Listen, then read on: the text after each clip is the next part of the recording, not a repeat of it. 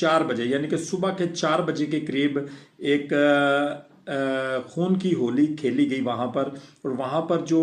लोग जिन्होंने ये सब कुछ देखा, ऐसे ऐसे विजुअल्स हैं लोगों के पास, लोगों के मोबाइलों के अंदर सेव, जो सोशल मीडिया के ऊपर गर्दिश कर रहे हैं कि आपको जो कारकुनान, शहीद कारकुनान की जो लाशें थी वो गलियों में भी पड़ी हुई दिखाई दी। और उसके साथ साथ उसके बाद जिस तरीके से जनाब इन्होंने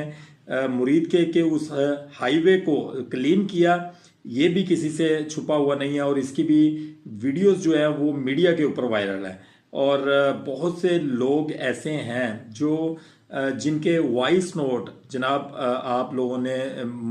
सोशल मीडिया के मुख्तलिफ ऐप्स के ऊपर देखे होंगे, जिसमें कारकुनान के भी वॉइस नोट्स हैं और पुलिस वालों की तरफ से भी वॉइस नोट्स हैं। जो कारकुनान के वॉइस नोट हैं उसके अंदर उनके घर वाले उनको तनबीह कर रहे हैं कि यहाँ पर कोई ग्रैंड ऑपरेशन होने वाला है, लिहाजा